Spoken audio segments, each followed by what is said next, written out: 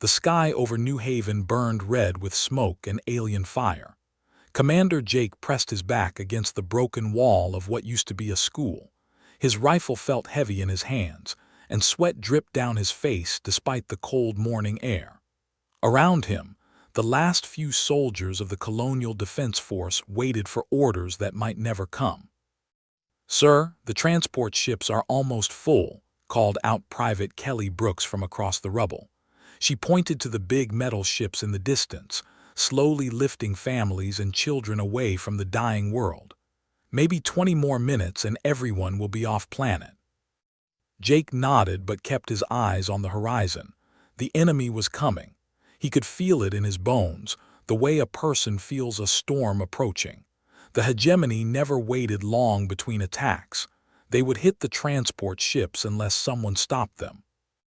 The aliens looked like walking glass sculptures, but they moved like deadly snakes. Their bodies caught the light and threw it back as burning beams that could cut through tank armor like paper. Jake had seen good soldiers turn to ash in seconds. He had watched the crystalline creatures absorb the bodies of fallen defenders, somehow taking their memories and knowledge. "How many are left?" Jake asked his communications officer, Corporal Pete Davis. 43 soldiers, sir, and maybe a dozen civilians who refused to leave."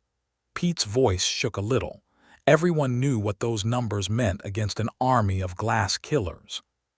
Captain Lisa's voice crackled through the radio from her gunship high above. "Commander, I'm seeing movement to the east. Lots of movement. They're forming up for another push." Jake closed his eyes for a moment. 17 colonies had fallen in the past month. Each time the pattern was the same. The hegemony would study the defenders, learn their tactics, and then sweep through like a crystal tide. No human weapon worked for long. The aliens adapted too quickly. "Lisa, how long can you keep them busy?" he asked into his radio. "Not long, sir. I'm down to my last missiles and my engines are running hot. Maybe 10 minutes if I'm lucky." 10 minutes? Jake looked at his soldiers. Most of them were young, barely out of training. They had families back on Earth, dreams of peaceful lives after their service. Now they were going to die on a world that smelled like burning crops and melted metal. "Sir," Private Brooks was looking at him with wide eyes. "What are your orders?" Jake was about to answer when his radio buzzed with an encrypted message. The signal was strong, stronger than anything from the local communication towers. He pressed the receiver to his ear and heard a voice he didn't recognize. "Hold position. Thunder is coming." The message was short, but something about it made Jake's heart beat faster. The voice sounded calm, confident. It sounded like someone who had good news. "What does that mean?" asked Corporal Davis, who had heard the message too. "I don't know," Jake said, "but we follow orders, we hold position." The ground began to shake. At first, Jake thought it was Lisa's gunship firing its big guns, but the shaking came from the wrong direction. It came from underground, like something huge was moving beneath their feet. "Contact," shouted Private Brooks. "I see them coming over the hill." Jake raised his rifle and looked through the scope. The hegemony war forms moved like a wave of liquid glass, flowing over the broken ground. There were hundreds of them, maybe more than 1,000. Their bodies reflected the red sky, making them look like moving mirrors of fire. The aliens began their usual psychological attack. Speakers hidden in their crystal bodies started playing sounds. The screams of absorbed human soldiers, the voices of dead colonists calling for help. It was meant to break the defenders' will before the real fighting started. But Jake noticed something different this time. The hegemony forces were moving more slowly than usual. They spread out in a wider formation, like they were being careful. These creatures had never been careful before. They had always attacked with perfect confidence. "Do you see that?" Jake asked Davis. "The way they're moving." Davis peered through his binoculars. "Yeah, sir, it's like they're afraid of something." The alien force stopped about a mile away from the human position. Their crystal bodies pulsed with internal light as they communicated with each other through some kind of shared mind. Jake had seen this before. They were analyzing the situation, planning their attack. Lisa's gunship roared overhead, firing her last missiles into the alien formation. The explosions lit up the morning sky, and several of the crystal creatures shattered into pieces. But more kept coming over the hill, replacing the fallen ones. "This is it," Jake said to his soldiers. "Remember your training. Aim for the joints where their bodies connect. Don't let them get close enough to absorb you." The young soldiers nodded, but Jake could see the fear in their eyes. They all knew this was a hopeless fight. 43 humans against 1,000 aliens who could adapt to any weapon, learn from any tactic. The hegemony began their advance. Their bodies sang with high-pitched sounds as they charged across the broken ground. Energy beams started cutting through the air, turning chunks of concrete into smoking holes. Jake took aim at the nearest alien and fired. His bullet hit the creature's chest and bounced off harmlessly. The crystal being turned its attention to him, its body beginning to glow brighter as it prepared to fire back. Then the sky exploded with thunder. Not the sound of guns or bombs, but real thunder, lightning without clouds. The sound was so loud that both humans and aliens stopped fighting and looked up at the empty sky above them. Jake felt something change in the air around him. Something was coming, something big. The hegemony forces suddenly broke their attack formation and began moving backward. For the first time in 3,000 years of galactic conquest, the crystal killers were retreating before a battle even started. Whatever was coming, the aliens were afraid of it. Jake smiled and kept his rifle ready. Maybe hope wasn't lost after all. 3 weeks earlier, Colonel Ben Williams stood in the command center of the UES Titan, watching Earth grow smaller through the thick glass windows. Around him, hundreds of ships moved in perfect formation through the darkness of space. This was the largest fleet humanity had ever built, and most people on Earth didn't even know it existed. "Sir, all ships report ready for jump," said Lieutenant Amy Carter from her station. Her fingers moved quickly over the controls, checking systems that had cost more money than some planets made in a year. Ben nodded but didn't speak right away. He was thinking about the meeting 3 months ago when General Cross had told him about Project Thunder. The plan was so dangerous that even talking about it could get a person locked up for life. In the ship's medical bay, Sergeant Danny Roberts lay on a table while machines worked on his body. Wires as thin as hair connected his spine to a computer that glowed with alien light. The pain was terrible, but Danny didn't make a sound. He had volunteered for this, just like the other 300 soldiers who were getting the same treatment. "How do you feel?" asked Dr. Helen Murphy, checking the readings on her screen.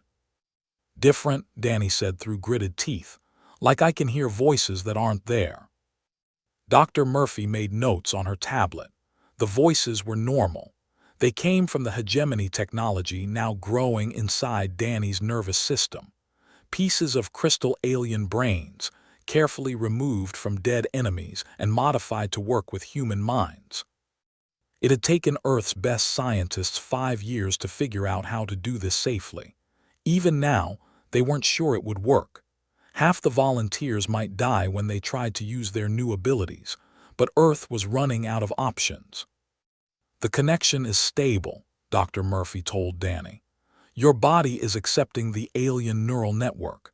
In a few hours, you'll be able to interface directly with hegemony technology." Danny closed his eyes and tried not to think about what that meant. He would never be fully human again. None of the volunteers would. But if it saved the colonies, if it stopped the crystal killers from destroying every human world, then it was worth it. On the bridge, General Cross watched reports coming in from across the galaxy. 17 colonies lost in 1 month. Millions of people dead or absorbed into the alien collective mind.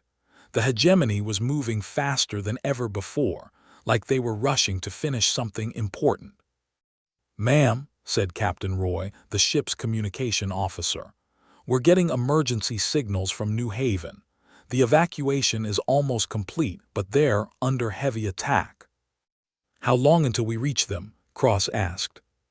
6 hours if we push the quantum drives to maximum, answered the ship's pilot, Major Kate.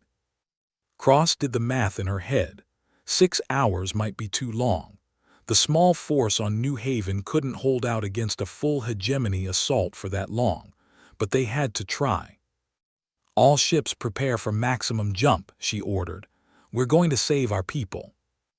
In the ship's laboratory, Dr. Murphy worked with her team to prepare their secret weapon. The quantum jammers looked like simple metal boxes, but inside them was technology that could change the course of the war. They had discovered the hegemony's greatest weakness by studying pieces of destroyed alien ships. The crystal creatures shared one mind across many bodies. Every individual alien was connected to every other alien through quantum signals that moved faster than light. It was what made them so dangerous.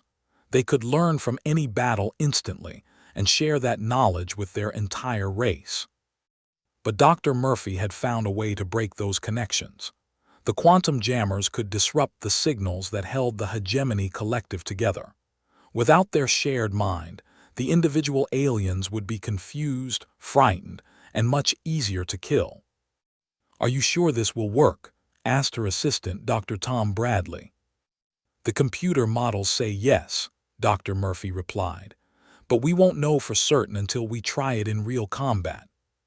Sergeant Roberts stood up from the medical table, testing his new abilities. He could feel the alien technology in his spine like a warm weight. When he closed his eyes, he could sense the hegemony ships moving through space far away. Their thoughts felt cold and sharp, like broken glass in his mind. "Sergeant, are you ready for the field test?" asked Colonel Williams, entering the medical bay. "Yes, sir," Danny said. "The interface is working. I can feel their communications network." Williams nodded. The field test would determine if the enhanced soldiers could actually use captured hegemony weapons. In the armory, engineers had rebuilt crystal rifles and energy cannons to work with human hands, but only the enhanced soldiers could fire them properly. Danny picked up one of the alien weapons. It was beautiful and terrible, like holding a piece of living glass. As soon as his modified fingers touched the crystal surface, the weapon came alive. Light flowed through its transparent body, and Danny could feel it connecting to his nervous system. "Target acquired," he said, aiming at a practice dummy across the room. The weapon fired a beam of pure energy that turned the dummy into smoking ash. "Outstanding," said Williams. "How many enhanced soldiers do we have ready for combat?" 287, reported Dr. Murphy. "The others are still recovering from the surgery." It wasn't as many as they had hoped, but it would have to be enough. The enhanced soldiers were just one part of Project Thunder. The real surprise was the ships themselves. Earth's engineers had spent 2 years rebuilding human vessels with captured alien technology. Now their ships could become invisible to hegemony sensors, phase through solid matter, and fire weapons that worked like alien crystals but hit twice as hard. "All ships prepare for quantum jump," announced Major. "Destination, New Haven system." The stars outside the windows stretched into long lines of light as the fleet jumped through folded space. In 6 hours, they would reach the battle. The hegemony was expecting more helpless human colonists. Instead, they were going to meet Earth's children, who had learned to speak the alien language of war. Colonel Williams looked at his soldiers, many of them changed forever by alien technology grafted into their bodies. They had given up their humanity to save it. Now it was time to see if their sacrifice would be enough. "Thunder is coming," he said quietly to himself, repeating the code phrase that had been sent to all the colonies. Soon, the crystal killers would learn what it meant when Earth itself came to war. The silence hit New Haven like a wall of ice. One moment, the hegemony forces were singing their deadly crystal songs as they prepared to attack. The next moment, nothing. The alien creatures stopped moving and began looking around like lost children. Commander Jake watched through his rifle scope as the crystal beings stumbled and fell. Some of them crashed into each other, their perfect coordination completely gone. For 3,000 years, they had moved as one mind in many bodies. Now each alien was alone in its own head for the first time. "What's happening to them?" asked Private Kelly Brooks, her voice full of wonder. Jake didn't know, but he could guess. Someone had cut the invisible strings that connected the aliens to each other. Without their shared mind, they were just individual creatures, scared and confused. High above the planet, Captain Rick Taylor flew his stealth fighter through the battle zone. His ship was invisible to alien sensors, using technology that Earth had stolen and improved. He watched the hegemony fleet spin in circles, their ships bumping into each other like blind animals. "This is Alpha Leader to all units," Rick said into his radio. "The jammers are working. Enemy coordination is down. Begin attack run." Rick's fighter screamed toward the nearest alien ship. His plasma cannons had been tuned to a special frequency that made crystal hulls crack and shatter. The weapons fired streams of blue energy that hit the enemy vessel like hammers hitting glass. The ship broke apart in a shower of glittering pieces. On the ground, Jake heard a new sound. Drop pods were falling from the sky like metal rain, each one carrying soldiers from Earth. The pods hit the ground hard, sending up clouds of dirt and smoke. When the dust cleared, figures in dark armor stepped out. Sergeant Danny Roberts was the first enhanced soldier to reach Jake's position. When he removed his helmet, Jake could see the alien technology grafted into the man's neck and skull.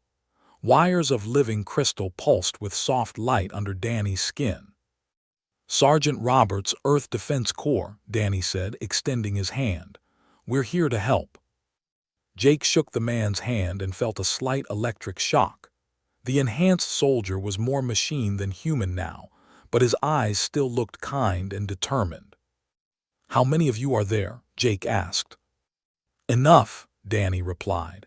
He raised his weapon, which looked like it was made from the same crystal as the aliens themselves. "These creatures have been talking to each other across space for thousands of years. Now we can talk to them too." Danny aimed his crystal rifle at a group of confused hegemony warriors about 100 yards away.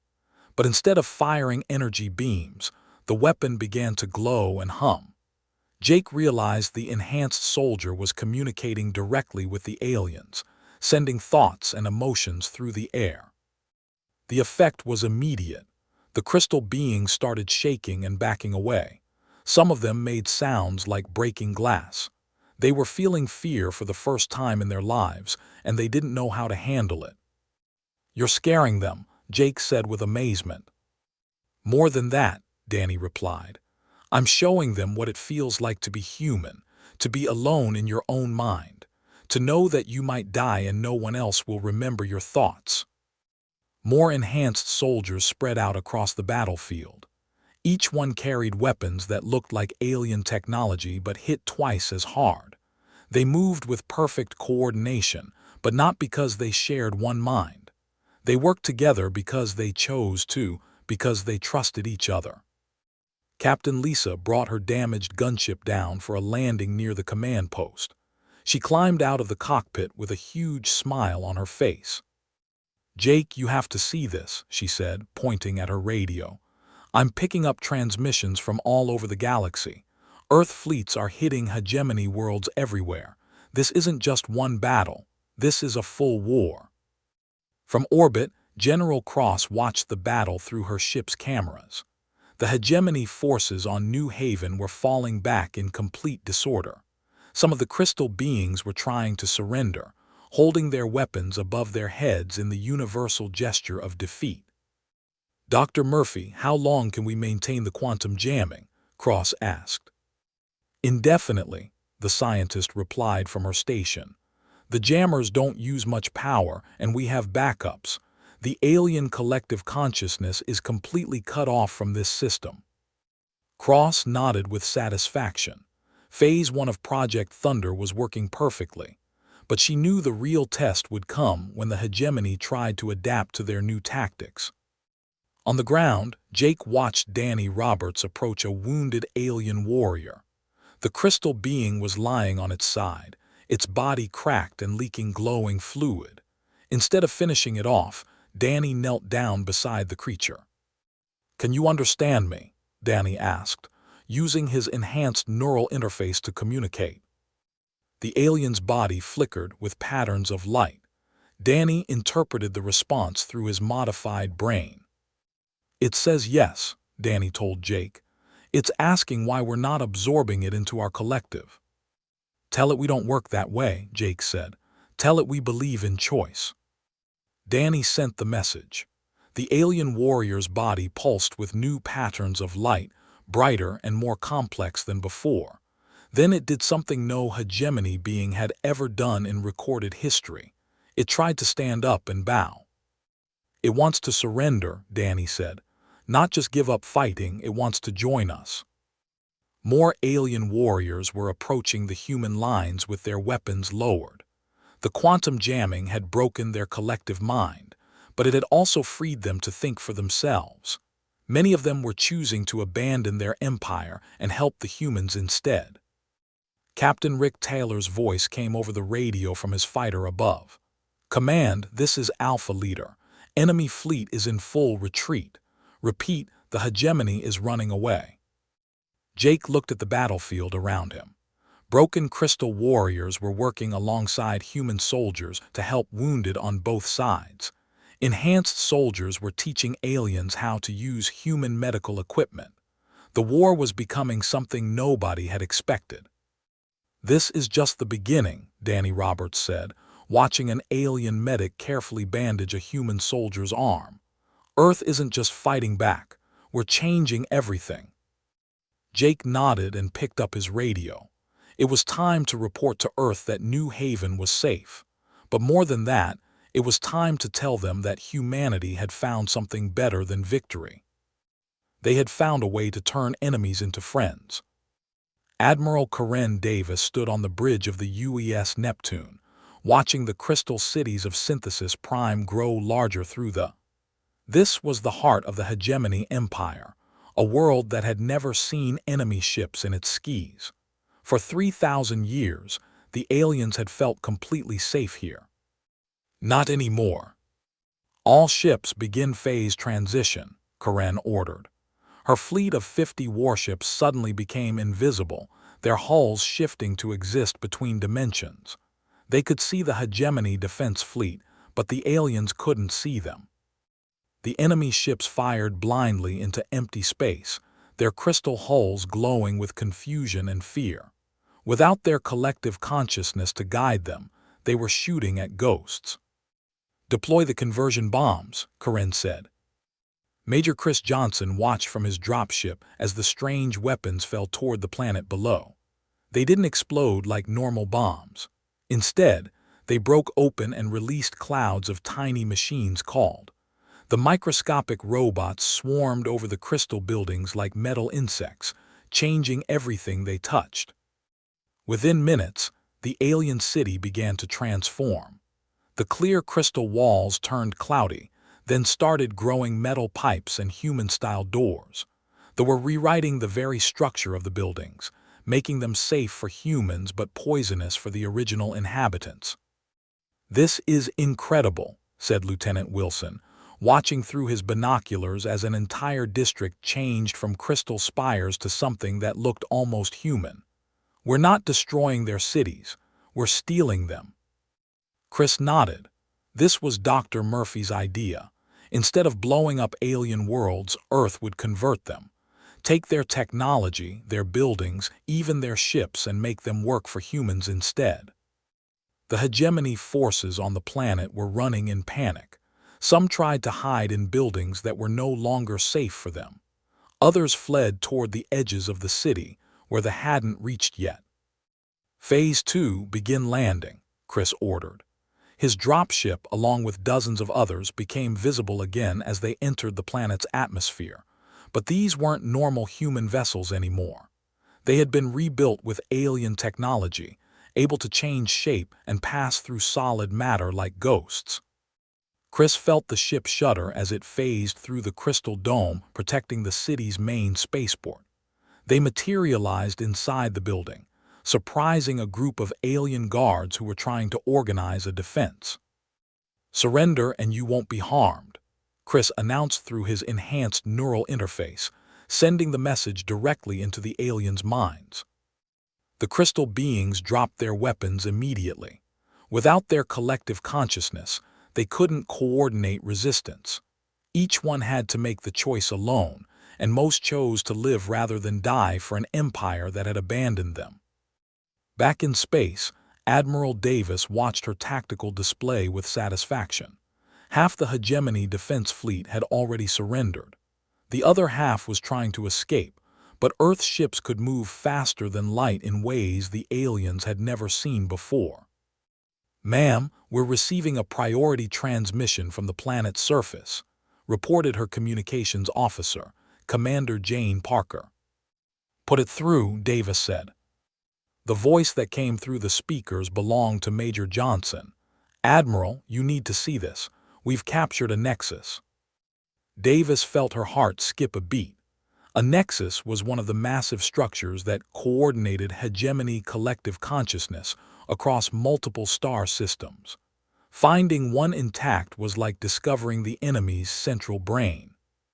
"Is Dr. Murphy's team ready?" Davis asked. "Already on their way down," Johnson replied. "If we can reprogram this thing, we might be able to affect hegemony forces across half the galaxy."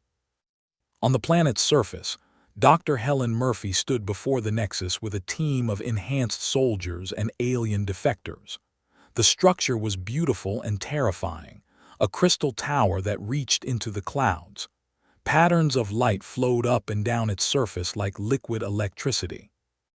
"The aliens are telling us it's still connected to 17 other worlds," said Sergeant Roberts, who was using his neural interface to communicate with their new crystal allies. "If we can hack into it, we can send our own messages through their network." Dr. Murphy connected her portable computer to the Nexus using cables that were half human technology and half alien crystal. The moment the connection was complete, she could feel the vast network of minds that still made up the hegemony collective.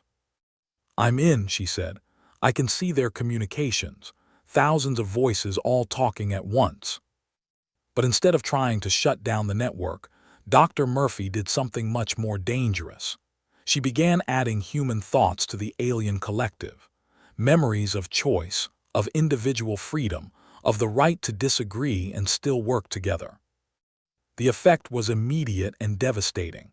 Across 17 star systems, hegemony warriors suddenly experienced human emotions. They felt curiosity instead of blind obedience. They questioned orders for the first time in their lives. "My God," whispered Dr. Murphy. "They're asking why. They want to know why they're fighting." Some of the aliens were rejecting the human thoughts, trying to shut out the new experiences. But others were embracing them, using their newfound individuality to make their own choices. Major Johnson received reports from across the planet. Entire hegemony military units were laying down their weapons. Some were asking to speak with human commanders. Others were simply walking away from their posts, choosing to explore their new individual consciousness. "This is working too well," Johnson said to his second-in-command, Captain Bob Turner. "At this rate, their whole empire is going to collapse." "Is that a bad thing?" Turner asked. Johnson thought about it. "Maybe not, but we need to be ready to help pick up the pieces." Admiral Davis watched from orbit as more hegemony ships arrived in the system, but instead of attacking, they were broadcasting surrender signals. Their crews had been affected by the Nexus and no longer wanted to fight. "Ma'am," said Commander Parker, "we're getting reports from Earth Command. Similar surrenders are happening across the galaxy. Entire hegemony fleets are just stopping." Davis nodded. Project Thunder had worked better than anyone had dared to hope. They hadn't just defeated the hegemony, they had freed them from their own collective prison. But freedom was dangerous. Billions of crystal beings were suddenly thinking for themselves for the first time. Some would choose peace, others might choose revenge, and many would simply be lost, not knowing how to exist without the collective to guide them. "Signal Earth Command," Davis ordered. "Tell them Phase 3 is complete. The hegemony empire is finished." She paused, looking at the planet below where humans and aliens were already working together to rebuild damaged cities.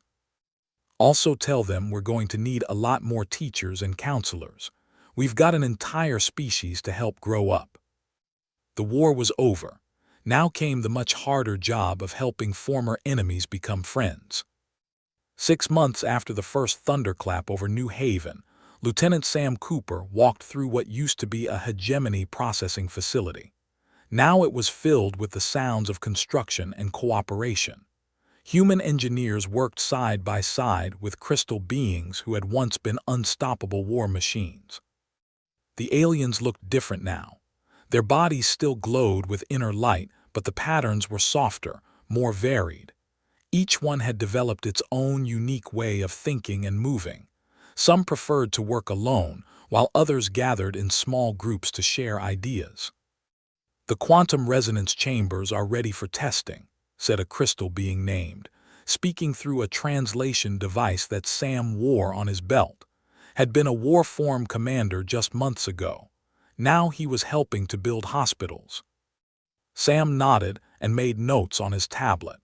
The former enemies were teaching humans how to use crystal technology for healing instead of killing. Broken bones could be mended in minutes. Diseases that had plagued humanity for centuries were becoming curable. "Your people learn quickly," added, "but you also teach well. The concept of choice is still new to many of us." On Earth, President Jennifer Stone stood before the United Nations Assembly.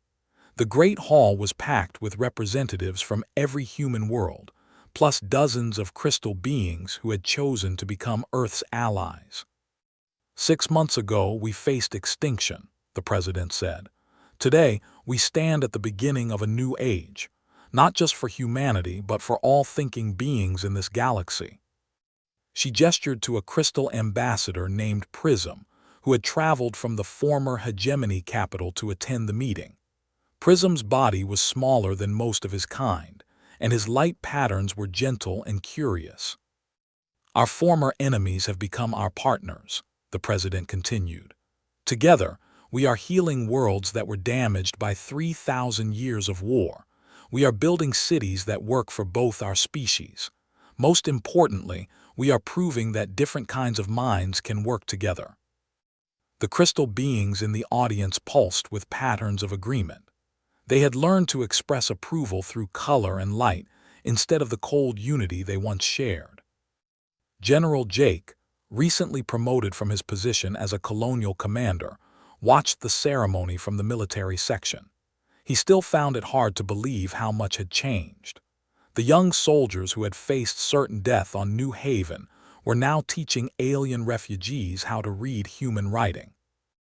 After the president's speech, Jake walked to the memorial wall where names of fallen defenders were carved in both human letters and crystal patterns. Sergeant Danny Roberts stood there too, his enhanced body casting strange shadows in the afternoon light. "Do you ever regret it?" Jake asked. "What you gave up to save us all?" Danny touched the alien technology visible under his skin. "Sometimes I miss being completely human," he said. "But then I remember what we accomplished. An entire species learned to think for themselves because we were willing to change." "Was it worth it?" "Look around," Danny said, pointing to the gardens where human children played with young crystal beings who had never known war. "Does it look worth it to you?" Dr. Helen Murphy was visiting the new colony on Harmony, a world that had been devastated by the war but was now becoming something beautiful. The planet's surface was covered with cities that were half crystal spires and half human architecture. Both species had contributed their best ideas to create something neither could have built alone. "The integration is going better than we hoped," she reported to Earth Command through her communication device. 90% of former hegemony citizens have chosen to join the cooperative colonies. Only a few isolated groups are still trying to rebuild the old collective. Those holdout groups were becoming less of a problem every day. Without the nexus structures to coordinate them, they couldn't maintain their shared consciousness. Eventually, they would have to choose between joining the new galaxy or living alone. Captain Lisa was now commanding a mixed crew on the exploration ship UES Discovery. Half her officers were human, and half were crystal beings who had learned to love the adventure of exploring unknown worlds. "Captain," said her alien navigator, Flux, "we're receiving signals from a system we've never visited before. The transmissions appear to be from another species entirely." Lisa smiled. The galaxy was full of mysteries, and now they had the combined knowledge of two species to help solve them. "Set course for the signal source," she ordered. "Let's go make some new friends." Back on New Haven, the first place where everything changed, Commander Jake walked through the rebuilt capital city. The buildings were a mixture of human and crystal architecture, creating something that was both familiar and completely new. Children of both species attended the same schools, learning about mathematics, art, and the history of how their peoples had turned hatred into friendship. The teachers were often enhanced soldiers like Danny Roberts, whose unique perspective helped bridge the gap between two very different ways of thinking.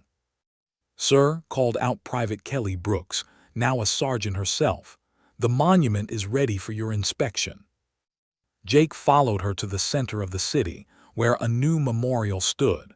It wasn't dedicated to victory or defeat, but to transformation. The crystal and metal structure showed figures from both species reaching toward each other across a gap that was filled with stars. The inscription was written in both human letters and crystal light patterns. "All hope was lost until we learned to hope together." As evening fell over New Haven, Jake looked up at the sky. Ships from dozens of worlds moved between the stars, carrying trade goods, families, and ideas. The galaxy was no longer divided between predators and prey. It was becoming something that neither species could have imagined alone. Thunder had come to the galaxy, but it hadn't brought destruction. It had brought the sound of a billion voices learning to sing in harmony. The war was over, the future had begun. And in that future, hope sounded like thunder rolling across the stars, promising that tomorrow would always be better than today.